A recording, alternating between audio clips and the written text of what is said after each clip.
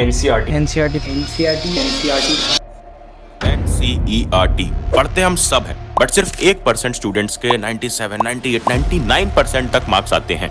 इसी चीज को ध्यान में रखते हुए इस वीडियो में सिर्फ 30 मिनट्स के अंदर इस चैप्टर की पूरी NCERT को डिटेल में हर एक कॉर्नर रिवाइज करने वाले हैं with concepts, short tricks and important questions. और ये वीडियो खत्म होती चले जाना फ्री वेबसाइट पढ़लक्ष्य.com पे, जहां notes, quiz, worksheets and sample papers free of cost पड़े हुए हैं।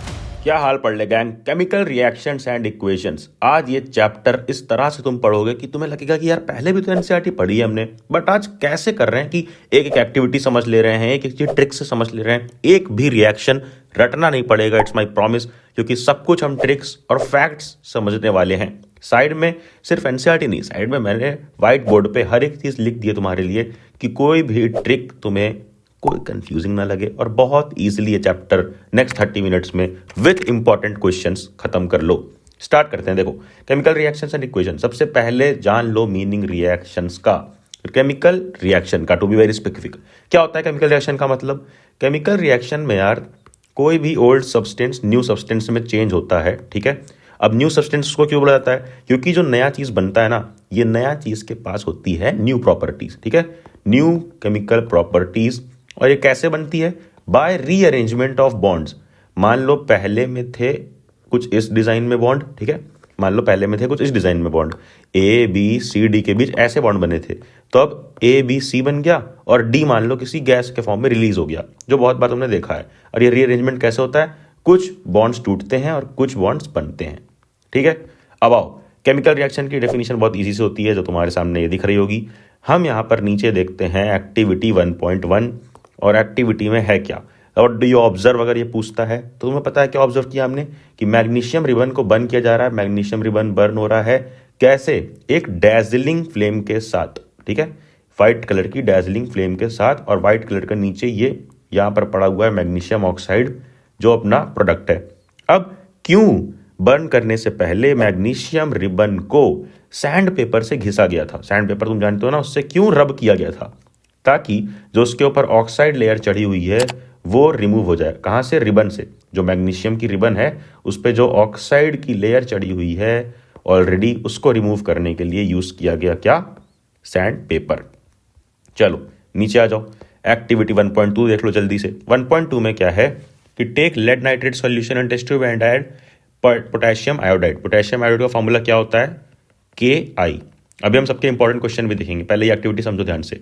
KI प्लस PbNO3, ठीक है, यही किया गया ना, PbNO3 ट्वाइस पोटेशियम आयोडाइड के साथ। अब ये रिएक्शन क्या बनता है? ये बन जाता है अपना PbI2 एंड KNO3, ठीक है। यहां पर देखो ध्यान से, PbI2 यहां पर होता है एक येलो कलर का PPT। PPT का मतलब क्या हुआ? प्रेसिपिटेट। प्रेसिपिटेट क्या होता है? S से रिप्रेजेंट करते हैं क्योंकि ये सॉलिड फॉर्म में होता है, ठीक है।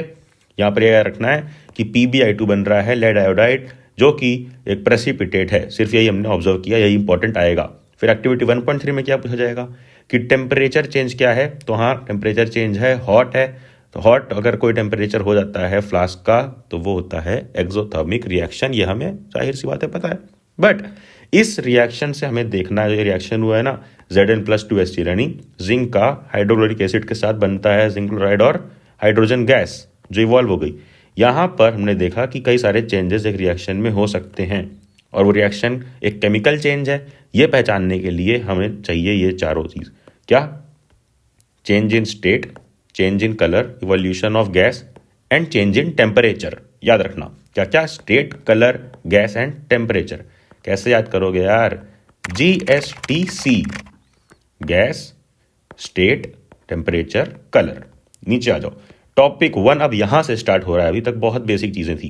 Chemical equations 1.1। केमिकल इक्वेशंस क्या होती है? केमिकल इक्वेशन अगर इस तरह से अगर मैं लिख दूं वर्ड इक्वेशन में, ठीक, अगर इसको वर्ड इक्वेशन बोल रहे हैं तो केमिकल इक्वेशन किसको बोलेंगे? जब हम इन्हीं लोग का सिंबल यूज कर लेते हैं, ठीक है। इसका ही अगर हम सिंबल यूज कर लें इस तरह से, ये हो गया। बट क्या ये कंप्लीट केमिकल इक्वेशन है? नहीं। क्यों? क्योंकि केमिकल इक्वेशन को बैलेंस करेंगे हम, और नीचे देखोगे कि सिंबल्स का भी यूज़ करना है, ठीक है। ये सारे बॉक्सेस समझाया गया कि कैसे बैलेंस करते हैं। बैलेंस करना यार बहुत ईजी टास्क है, बिल्कुल रिएक्शन इस तरह से लिख लो। फिर देखो यहाँ पे कि अगर H2 है, ऑक्सीजन 4 है, इस साइड कैलकुलेट करो और इक्वल करो दोनों साइड को, जो बहुत ईजी काम है, तुम्हें आता होगा। कोई BKLE होगा, बहुत कम सीन लड़का होगा, जो नया नया आया होगा, बहुत कम सीन लड़का लड़की जिसको कुछ नहीं आता होगा, जो ये सारे स्टेप्स पढ़ेगा। यार बैलेंसिंग तो तुम्हें आनी चाहिए, बहुत ईजी चीज़ है बैलेंसिंग, ठीक है। ये पूरा प्रोसेस यहाँ पे समझाया गया है, बट एक स्टेप इंपॉर्टेंट याद रखना है, step number 8, which is writing symbols of physical state. ये सिंबल लिखना जरूरी होता है, इंपॉर्टेंट होता है हर बार। S से मतलब होता है सॉलिड, L से लिक्विड, G से गैस एंड AQ का मतलब एक्वस यानी वाटर के अंदर। चलो फॉर एग्जाम्पल, अगर ये एक रिएक्शन है, कंप्लीट रिएक्शन, इसमें सब कुछ है। कार्बन मोनोऑक्साइड के आगे लिखा है G यानी ये गैस है, ये भी एक गैस है। फिर एरो दिया हुआ है, एरो के ऊपर क्या लिखा हुआ है, 340 ATM यानी 340 का एटॉमिक प्रेशर यहाँ पे लगाया गया है। कोई भी चीज़ अगर एक्स्ट्रा होती है तो यहाँ पे ऐड की जाती है, और जो यहाँ लिखाता है उसको क्या बोलते हैं, कैटलिस्ट। जो एरो के ऊपर लिखाता है, एरो के लेफ्ट में जो रिया रहता है वो क्या होता है, R रिएक्टेंट्स। जो इधर साइड बन जाता है वो बोलते हैं प्रोडक्ट्स। यहाँ पे बन रहा है CH3OH, L का मतलब कि ये लिक्विड है। देख लो नीचे अगर एरो के ऊपर नीचे लिखा हुआ है सनलाइट और क्लोरोफिल, यानी सनलाइट कैटलिस्ट है और कहाँ पे पड़ रही है, क्लोरोफिल पे। फिर ये एरो, ये सारे हो गए प्रोडक्ट, ये हो गया रिएक्टेंट। बहुत बेसिक सी बात। नीचे आ जाओ, ये क्वेश्चन इंपॉर्टेंट है जो हमने ऊपर ऑलरेडी डिस्कस कर लिया है। ये क्वेश्चन सब इजी है यार, कि वर्ड्स में दिया हुआ है, इसका केमिकल रिएक्शन लिख दो, फिर इसको भी यही करनी है सिंबल्स के साथ। ये भी बहुत इजी है, ये तुरंत तुम इजीली कर सकते हो। 1.2 टाइप्स ऑफ केमिकल रिएक्शंस। देखो इसको करने से पहले अपनी स्क्रीन पे देख लो कुछ इंपॉर्टेंट क्वेश्चन। आगे बढ़ो। 1.2 में क्या है, कॉम्बिनेशन रिएक्शन, यानी जब कोई दो प्रोडक्ट या दो से ज़्यादा reactants A B C D जितने भी हैं वो सब मिल करके कोई एक नया प्रोडक्ट बना दें नई प्रॉपर्टीज के साथ, वो होता है कॉम्बिनेशन रिएक्शन।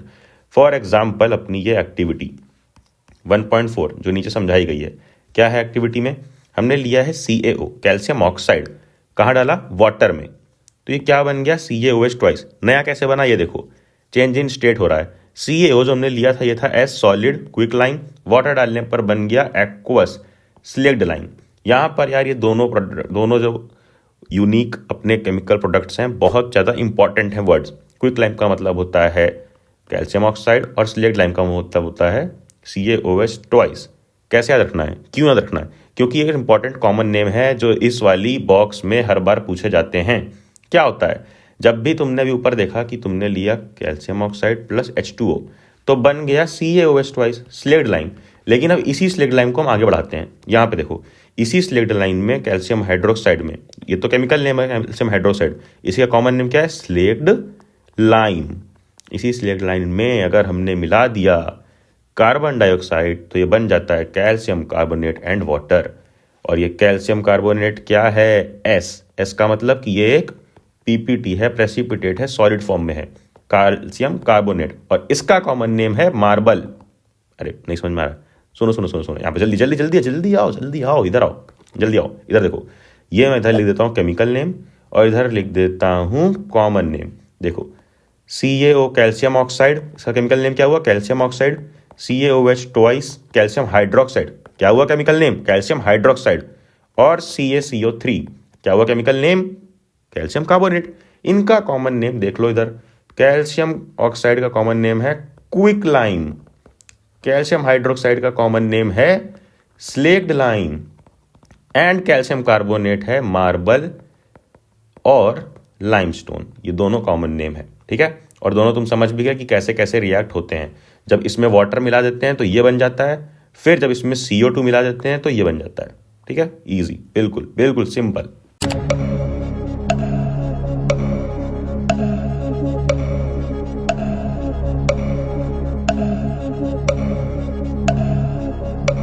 चलो आ जाओ, नीचे आ जाओ। ये कुछ रिएक्शन दिया हुआ है, burning of coal, formation of water, ये सारे कॉमन कॉम्पोजिशन रिएक्शन है, कॉमन कॉम्बिनेशन रिएक्शन है।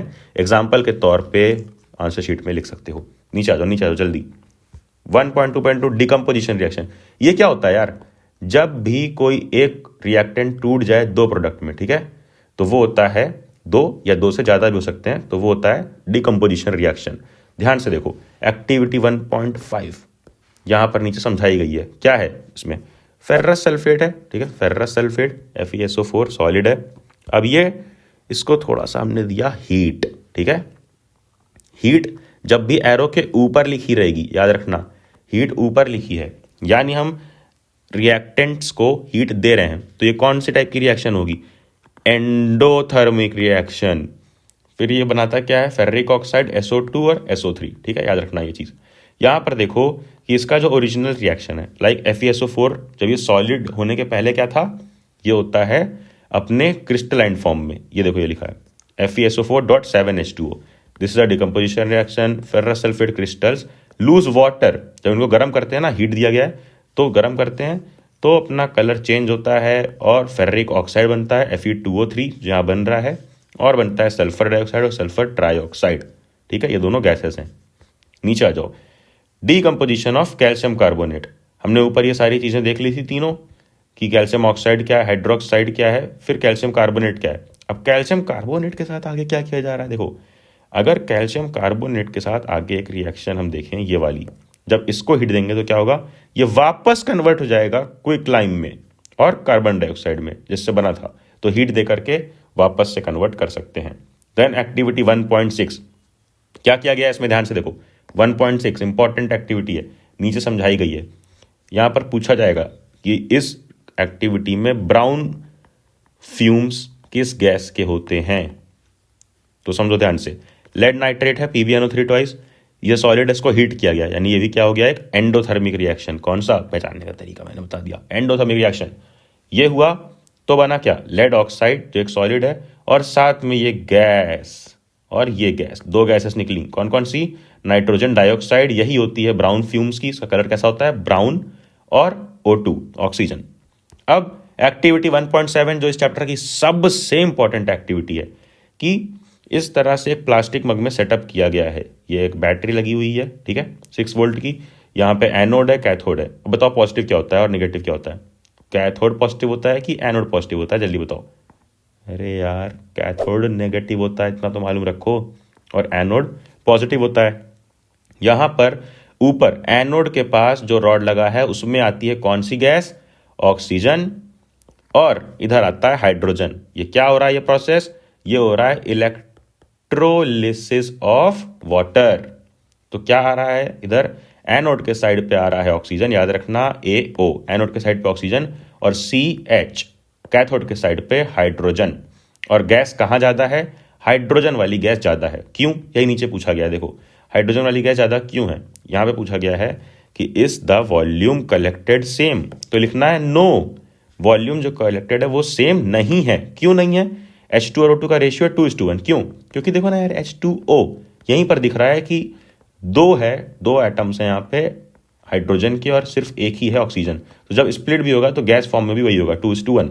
अब अगर पूछा जाए कि कैसे गैसेस में क्या क्या होता है, test this gases one by one by bringing a burning candle close to the mouth of test tube. Test tube के पास जब लाओगे ना, देखो, एक बार ऑक्सीजन के पास और एक बार अपने हाइड्रोजन के पास, तो ऑक्सीजन के पास जब लाओगे तो ब्लू फ्लेम से और ज्यादा आग पकड़ लेगा, क्योंकि ऑक्सीजन और आग में पानी के तरीके काम करता है और आग बढ़ा देता है। तो बंस रैपिडली आग बढ़ जाएगी और ब्लू फ्लेम हो जाएगा।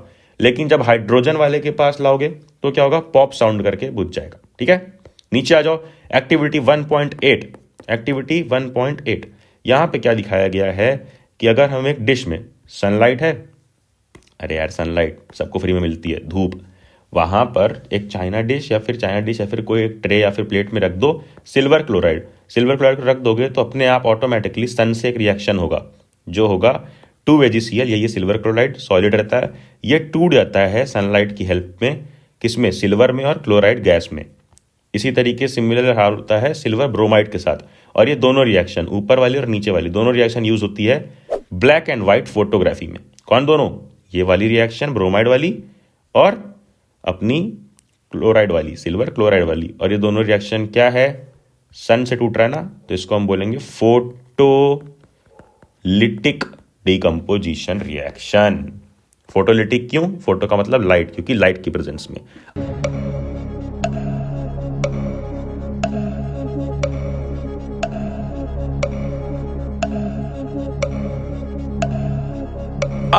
अभी तक तो यार तुम सोच रहे हो कि कौन सी रिएक्शन कैसे हो रही है भैया, कुछ नहीं समझ में आ रहा है, बट नाउ यहां से सब कुछ समझ में आने वाला है डिस्प्लेसमेंट रिएक्शन से, क्योंकि यहां से सब कुछ लॉजिक से समझेंगे। ये क्वेश्चन इंपॉर्टेंट है, इसको देख लो और इसका आंसर मुझे कमेंट में बताओ। चलो, डिस्प्लेसमेंट रिएक्शन बहुत अच्छा और इजी तरीके से हम समझने वाले हैं। ये पूरी एक्टिविटी नीचे समझाई गई है, आओ देखते हैं। ये नीचे यहाँ पे लिखा हुआ है कि एफ ई, ये देखो पहले एफ ई, सबसे पहले मैं तुम्हें सिंपल अगर बता दूं कि डिस्प्लेसमेंट क्या होता है। देखो तुम सबको पता है, अगर ए प्लस बी सी एक कंपाउंड है और ए अकेला है, ये दोनों रिएक्ट किए और मान लो बन गया ए सी प्लस बी, कि अब बी अकेला हो गया और ए सी नए बन गए, ठीक है, यानी डिस्प्लेस हो गया। कौन किसको डिस्प्लेस किया? ए इधर आ गया सी के पास और बी को हटा दिया, ये देखो बी अकेला हो गया। तो यही है सिंपल डिस्प्लेसमेंट रिएक्शन। यहां पर देखो, जैसे यहां पर आयरन है, कॉपर सल्फेट से रिएक्ट कर रहा है, ठीक है, और यहां पे क्या हुआ रिजल्ट में, ये देखो ये एरो है, रिजल्ट में क्या हो रहा है, आयरन सल्फेट बन गया और कॉपर अकेला हो गया। आयरन आया और डिस्प्लेस कर दिया कॉपर को, कॉपर की जगह ले लिया और यहां बन गया आयरन सल्फेट और कॉपर अकेला। यहां पर भी नीचे भी कुछ ऐसा ही हो रहा है, बट क्यों हो रहा है ऐसा? कैसे हम डिसाइड करेंगे कि कौन किसको डिस्प्लेस करेगा? तो ये इसके लिए भी एक कॉन्स्टिट्यूशन टाइप का है, एक रूल है, जिसको हम बोलते हैं तुम्हारी रिएक्टिविटी सीरीज। ये तुम्हारे सामने दिख रही है स्क्रीन पे। इसको याद कैसे करोगे? ये जो के लिखा है, इसके फुल फॉर्म कर लो, पोटेशियम है, ये सोडियम है, और याद करने का तरीका है निमोनिक। कैटरीना ने, के से कैटरीना, एन ए से ने याद कर लो, कैटरीना ने कार मांगी सिल्वर ऑडी जेन, फिर भी हंजी क्यों मिली? सॉरी, कैटरीना ने कार मांगी अल्टो जेन फरारी, फिर भी हंजी क्यों मिली? Silver Audi. ठीक है, सामने लिखा हुआ है यार, पढ़ लो खुद से। तो बिल्कुल ध्यान रखना कि जो ऊपर होते हैं ना, वो नीचे वाले को डिस्प्लेस कर सकते हैं, नीचे वाले को धक्का मार करके निकाल सकते हैं, बट नीचे वाले ऐसा नहीं कर सकते। जैसे यहां पर ऐसा क्यों हुआ कि आयरन ने कॉपर को डिस्प्लेस कर दिया?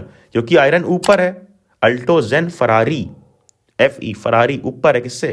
क्यू सी यू से, कॉपर से, ठीक है, तो ये आराम से इसको डिस्प्लेस कर सकता है। सिमिलरली यहां पर Zn CuSO4 के ऊपर है तो Zn ने कर दिया, Pb CuCl2 के यानी कॉपर के ऊपर है तो कॉपर को आराम से लात मार के अकेले कर दिया बेचारे को, ये बेचारा रोने लग गया और यहां पर PbCl2 नया बन गया। तो अब तुम्हें कोई भी मैं दूंगा तो इजिली आई गेस तुम बना लोगे प्रोडक्ट, बस तुम्हें फिर रिएक्शंस क्या करने आनी चाहिए? बैलेंस करने आनी चाहिए। चलो, डबल डिस्प्लेसमेंट क्या है? देखो यहां पर तो एक इंसान के साथ धोखा हो रहा है ना, दोस्त ने दोस्त को धोखा दे दिया, एक को धक्का मार के निकाल दिया और अपना बॉन्ड बना लिया AC प्लस B। यहां पर क्या होता है डबल डिस्प्लेसमेंट में, मान लो A भी एक दोस्त है और C D दोस्त हैं, तो एक ने एक को धोखा तो दिया, मान लो A इधर से आया और C के साथ बॉन्ड बना लिया, तो B भी अब अकेला नहीं रहेगा, B D के साथ बॉन्ड बना लेगा, यह बन जाएगा AC प्लस BD। ये बहुत सिंपल तरीका है समझाने का। यहां पर हम अच्छी तरीके से देखेंगे एक्टिविटी 1.10 में क्या हो रहा है। देखो ये है सोडियम सल्फेट Na2SO4 और ये है बैरियम क्लोराइड। क्या हुआ? सोडियम एक अलग चीज़ है, हम जानते हैं, सोडियम सल्फेट है, बैरियम एक अलग चीज़ है, क्लोराइड एक अलग चीज़ है। तो अब ABCD मान लो और सबको एक्सचेंज कर दो, ये दोनों आपस में होगा, ये दोनों आपस में। बट ये आपस वाला खेल करते समय याद रखना कि क्या कैटायन है, क्या एनायन है। कैटायन यानी क्या पॉजिटिव है और एनायन यानी क्या नेगेटिव है। ये दोनों आपस में मिलते हैं तभी एक बैलेंस्ड प्रोडक्ट बन पाएगा, एक कंपाउंड बन पाएगा। जैसे यहाँ पर कैटायन था Na+ और यहाँ पर कैटायन था Na+, यहाँ पर एनायन था क्या? Cl-, तो प्लस माइनस मिलके देखो यहाँ पर बन जाएंगे NaCl और यहाँ BaSO4, क्योंकि यहाँ Ba+ था और SO- था, यानी क्या था? एनायन था। ये बहुत सिंपल है, जो 9th में तुमने आई गेस पढ़ा होगा। नहीं पढ़ा है तो एक रिएक्शन की ट्रिक्स वाली वीडियो मिल जाएगी, लिंक मैं पिंड कमेंट में डाल दूंगा। नीचे आ जाओ, डबल डिस्प्लेसमेंट के बाद देखो यहाँ पे नीचे यही समझाया भी हुआ है कि ये SO-2 था और ये Ba+2 था, ठीक है, कैसे कैटायन एनायन मिलते हैं आपस में।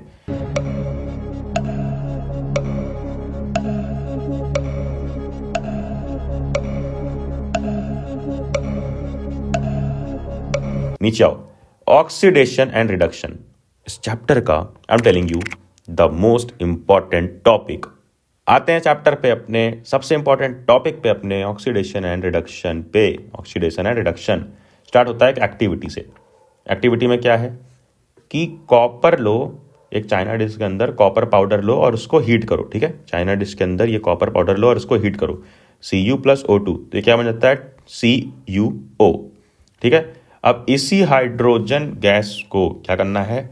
अगर हम इसी को ऐड करेंगे और फिर हीट करेंगे तो ये बन जाएगा Cu प्लस H2O। इससे हमें समझना है ऑक्सीडेशन और रिडक्शन। ध्यान से समझो, ये ऑक्सीडेशन और रिडक्शन का मतलब क्या है। अभी क्लास 10th लेवल पे क्या मतलब है ये ध्यान से समझो, सिर्फ इतना। ऑक्सीडेशन का मतलब और रिडक्शन का मतलब क्या है। ऑक्सीडेशन का मतलब है कि ऑक्सीजन का एडिशन होना, प्लस हो जाना, ठीक है, ऑक्सीजन का प्लस हो जाना। तो रिडक्शन का मतलब क्या हुआ, ऑक्सीजन का माइनस हो जाना, ऑक्सीजन कहीं से हट जाना। अब ऑक्सीडेशन का एक और मतलब होता है कि हाइड्रोजन का माइनस हो जाना, ऑक्सीजन का प्लस होना और हाइड्रोजन का माइनस हो जाना, यानी हाइड्रोजन हट जाना। तो यहाँ उसका उल्टा होगा रिडक्शन में, यानी हाइड्रोजन प्लस हो जाना। समझ गए।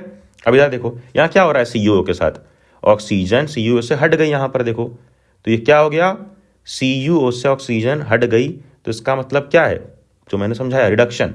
और H2 में ऑक्सीजन ऐड हो गई, O ऐड हो गया ना यहाँ पे, तो ये क्या है, ऑक्सीडेशन। अब इसमें हमें और चीज़ें ढूंढनी होती है, जैसे इस रिएक्शन में बताओ क्या ऑक्सीडेशन है, क्या रिडक्शन है, और एक और चीज़ OA और RA, यानी क्या ऑक्सीडाइजिंग एजेंट है, क्या रिड्यूसिंग एजेंट है। ये कैसे निकालेंगे, जैसे ही तुमने निकाला कि क्या ऑक्सीडाइज हुआ है, ऑक्सीडाइज हुआ है, जो चीज़ ऑक्सीडाइज होता है वही होता है RA, रिड्यूसिंग एजेंट। और जो रिड्यूस हो जाता है, जो रिड्यूस हुआ वो होता है बेचारा ऑक्सीडाइजिंग एजेंट। बिल्कुल उल्टा खेल चल रहा है यहाँ, समझ गए। नीचे देखो, बिल्कुल बिल्कुल अभी देखो यार, इजी है भाई, नीचे देखो, सब समझ में आ जाएंगी चीज़ें। एक एग्जाम्पल से हम यहाँ पर देखते हैं, इस वाले एग्जाम्पल से, इसको मैं इरेज कर देता हूँ। इस एग्जाम्पल से देखो ध्यान से, चलो ये देखो यहाँ पर ये वाले रिएक्शन से MnO2, ठीक है, MnO2 ये रहा। अब Mn के साथ देखो रिएक्शन साइड पे क्या हुआ, ये एरो है, इस साइड पे क्या हो रहा है, MnCl2, यानी Mn के साथ क्या हुआ, O2 हट गया, ठीक है, माइनस हो गया, O2 हट गया। और फिर HCl, यानी यहाँ पे देखो Cl को देखो, यहाँ पे Cl के साथ क्या हो रहा है, MnCl2, यानी यहाँ से H हट गया, Cl के साथ क्या हुआ, H हट गया। और ऑक्सीजन हटने को हमने क्या बोला था, रिडक्शन। तो मैंगनीज के साथ क्या हुआ, MnO के साथ क्या हुआ, रिडक्शन, ठीक है। और Cl के साथ क्या हुआ, हाइड्रोजन हट गया, हाइड्रोजन हट गया। हाइड्रोजन का ऐड होना होता है रिडक्शन, और हाइड्रोजन का हटना HCl के साथ क्या हुआ, यानी कि ऑक्सीडेशन। और मैंने बताया था कि जिसके साथ रिडक्शन हो जाए वही अपना क्या है, वही अपना क्या है, ऑक्सीडाइजिंग एजेंट। और ये अपना क्या हो गया, जिसके साथ ऑक्सीडेशन हो रहा है, रिड्यूसिंग एजेंट। समझ गए, बिल्कुल क्लियर हो गया। चलो आओ आगे आओ। इस ऑक्सीडेशन और रिडक्शन वाली चीज पे कई सारे क्वेश्चन आते हैं, जैसे ये तुम्हारे सामने दिख जाएगा, अपनी स्क्रीन पे देखो ध्यान से। इसके आंसर्स प्लीज मुझे कमेंट में बताओ, सामने भी देख सकते हो। और ऐसे कई सारे इंपॉर्टेंट क्वेश्चंस तुम्हें क्विज के फॉर्मेट में मिल जाएंगे अपने फ्री ऐप पढ़ ले अक्षय पे। सारे के सारे क्विज टाइमर के साथ हैं। उसी ऐप पे तुम्हें सैम्पल पेपर्स भी मिल रहे हैं यार, free of cost, with proper answers, detailed answers and proper notes मिल रहे हैं। वो तुम्हें पता ही है, हर सब्जेक्ट के हर चैप्टर के, और तो और मिल रहे हैं वर्कशीट्स। वर्कशीट में क्या है, वर्कशीट में है सारे important objective, subjective and case based question, जहां पे जाके फ्री ऑफ कॉस्ट प्रैक्टिस कर सकते हो। अगर एंड्रॉयड वाले हो, थोड़े से अमीर हो, पैसे वाले हो, ऐप स्टोर पे, तो ऐप स्टोर पे अभी ऐप नहीं है, उसके लिए यूज करो वेबसाइट padleakshay.com। नीचे देखो, यहाँ पर जो कोरोजन और रेंसिडिटी है ना, ये दोनों टॉपिक बोर्ड एग्जाम में नहीं आएगा, स्कूल एग्जाम्स में भले आ सकता है। कोरोजन में सिंपली यही पूछता है कि यार क्या होता है कोरोजन, तो जब metal is attacked, when a metal is attacked by substance around it such as moisture. For example देखो, यहाँ पर जब भी एक मेटल है, मान लो आयरन है, ठीक है, इसको मॉइस्चर, मॉइस्चर का मतलब क्या होता है, आसपास जो भी गैसेस हैं, सॉरी फॉर राइटिंग हाइड्रोजन, आसपास जो गैसेस है, ऑक्सीजन हो गया, CO2 हो गया, जो भी गैसेस हैं आसपास, वाटर हो गया, ये सब अगर मिल के मॉइस्चर रिएक्ट कर जाता है और ये कुछ बनता है Fe.XH2O, तो ये क्या होता है, रस्ट। एक्स मैंने यहाँ पे क्या लिखा है, एक्स यहाँ पे दिखाता है कि अभी हमें पता नहीं है कि कितने, एक्स मतलब कि वेरिएबल, कितने मोल ऑफ H2O यानी वाटर ऐड हुआ है, ठीक है। तो ये यहाँ पे है फॉर्मूला रेस्ट का, तो जनरली पूछा जा सकता है। फिर रेंसिडिटी में क्या होता है, जब भी ऑयल कंटेनिंग फूड मटेरियल छोड़ दिए जाते हैं तो वो खराब हो जाते हैं, सड़ जाता है खाना, उसको बचाने के लिए क्या मेजर्स यूज करते हैं, ये जनरली आता है स्कूल एग्जाम्स में। जैसे कि फ्लश कर दो गैसेस से, जैसे कि नाइट्रोजन गैस चिप्स के पैकेट में डाले जाते हैं ताकि सेव्ड रहे, खाना बर्बाद ना हो। बट ये दोनों टॉपिक मैं डिटेल में नहीं कर रहा हूँ क्योंकि बोर्ड एग्जाम्स में इस साल नहीं आने वाले हैं। सारे के सारे इंपॉर्टेंट क्वेश्चन सबसे ज़्यादा प्रैक्टिस करने की ज़रूरत है तुम्हें इस टॉपिक से ही, कि कौन सा ऑक्सीडाइजिंग एजेंट है, कौन सा रिड्यूसिंग एजेंट है, क्या ऑक्सीडाइज हुआ, क्या रिड्यूस हुआ, ये सारी चीज़ें बहुत इंपॉर्टेंट है। Thank you for watching this lecture. Please share this with everyone and share the app too. App भी शेयर करो। एनिमेटेड लेक्चर सोशल के और इंग्लिश के फ्री ऑफ कॉस्ट डले हुए हैं अपने चैनल पर। नोटिफिकेशन छेड़ दो कि अगली वीडियो मिस ना हो, एंड देन जाना पढ़ ले।